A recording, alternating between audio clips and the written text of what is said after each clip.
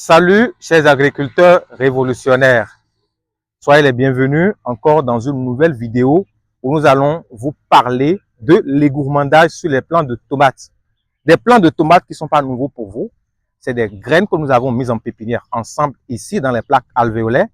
Nous avons suivi ces plants depuis la mise en pépinière jusqu'à leur stade actuel. Si vous êtes nouveau sur la chaîne, faites juste un tour sur les vidéos précédentes et vous allez vous imprégner justement un peu de tout ce qui se faisait vis-à-vis de ces plants de tomates. Je parlais tantôt de l'égourmandage sur les plants de tomates. Entendez simplement par égourmandage la technique qui consiste en horticulture à se servir d'un sécateur, d'un scalpel, d'une paire de ciseaux, comme ce que j'ai en main, ou d'un couteau, en fonction de ce que vous avez tout sous la main, pour couper les pousses latérales que vous avez sur vos plants de tomates.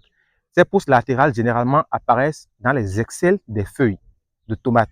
Et quand vous laissez ces pousses comme ça, ces pousses, en réalité, ne sont rien d'autre que des gourmands, justement, pour la plante.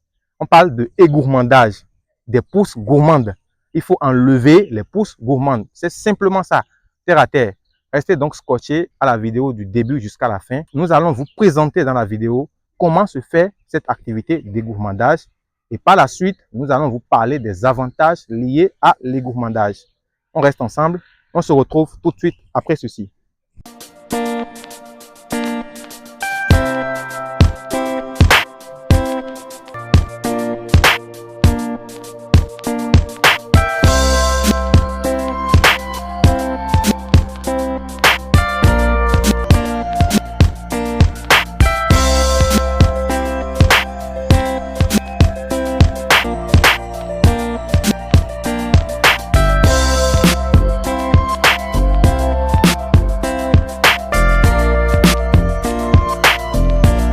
Alors, chers agriculteurs révolutionnaires, nous voici dans le vif du sujet.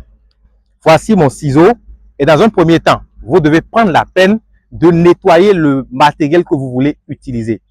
Que ce soit un ciseau, un sécateur ou même un couteau, prenez la peine de le nettoyer ou de le stériliser au besoin, notamment avec de l'alcool ou même de l'eau de javel en fonction de ce que vous avez sous la main pour éviter les virus, non seulement les virus, mais les maladies. J'ai dit les virus en premier parce que ce que nous combattons le plus en horticulture, c'est les virus, parce qu'ils sont très difficiles à maîtriser ou même carrément, quand tu remarques un virus dans ton champ, la meilleure des solutions est d'enlever le plant virusé, tout simplement. Il n'y a pas une méthode vraiment curative pour pallier à un virus dans un champ. Alors, l'égourmandage, c'est ceci. Je prends mon ciseau. Alors, il faut rapprocher un peu la caméra. Quand vous observez le plant comme ceci, le plant de tomate comme ceci, vous allez remarquer quoi? Vous voyez ici, par exemple, il y a, il faut rapprocher la caméra. Vous voyez cette branche-là, cette feuille, cette pousse qui est apparue ici à l'excel de la principale là, il faut l'enlever. Parce que cette pousse ne va rien faire de bon à la plante. Cette pousse ne va faire que surcharger la plante. Cette pousse ne va faire que concurrencer l'énergie que la plante aura normalement à déployer dans la fructification, c'est-à-dire la formation des fruits et la maturation des fruits, la grosseur des fruits. Je parle déjà en même temps de la qualité des fruits qui seront récoltés sur ces plants de tomates. Donc, il faut le couper. Ceci, par exemple, il faut le couper aussi. Il ne sert à rien. Il faut couper ceci. Tout ce qui apparaît en Excel, il faut les couper. Il faut les couper. Vous voyez, il faut les couper. Tout ce qui apparaît en Excel, il faut les couper. Vous voyez, en le faisant, je vous parle en même temps des avantages liés à cette activité. En le faisant, vous allégez la plante. Vous voyez, notre plante qui entre-temps était lourde et qui tendait à tomber, vous allez remarquer que tout d'un coup, il s'est allégé. Vous voyez? Alors, vous allez remarquer aussi que après cette opération, la plante devient plus aérée. Et quand la plante devient plus aérée, ça permet une bonne circulation de l'air naturellement et donc on évite en même temps le développement des maladies fongiques sur la plante. Deuxième avantage, vous voyez, quand nous réalisons cette opération sur la plante, quand le vent va souffler, on minimise beaucoup plus les possibilités que la tige principale se casse suite au vent violent. Parce que avec le poids de toutes ces pousses que nous avions eu à couper, avec un peu de vent, la tige principale, regardez, ça c'est la tige principale, hein, pouvait se casser. Et si cette tige-là se casse, vous savez tous la conséquence. La plante ne pourra plus survivre parce qu'il n'y aura plus une bonne circulation de nutriments et tout ce que vous savez. On ne va pas trop vous alourdir la vidéo tout à fait. Alors, voyez un peu les avantages liés à cette activité.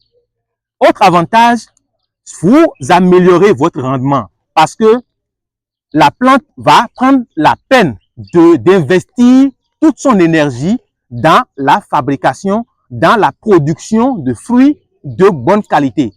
Et quand vous avez des fruits de bonne qualité, vous avez un bon rendement, une très bonne productivité et vous améliorez votre façon de produire. C'est de ça qu'il s'agit, c'est ça qu'on appelle agriculture révolutionnaire.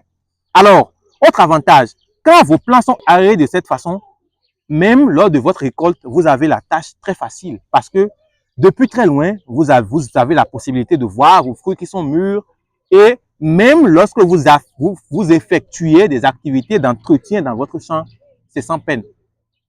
Merci d'être resté du début jusqu'à la fin de cette vidéo. Si vous trouvez que cette vidéo vous a apporté de la valeur, n'hésitez pas à la liker et à la partager, à vous abonner à la chaîne pour faire grossir cette magnifique communauté d'agriculteurs révolutionnaires. Nous voici donc à la fin de cette vidéo. Merci de l'avoir suivi et on se retrouve dans la toute prochaine vidéo. Surtout, plaise à Dieu, plaise le ciel, portez-vous bien.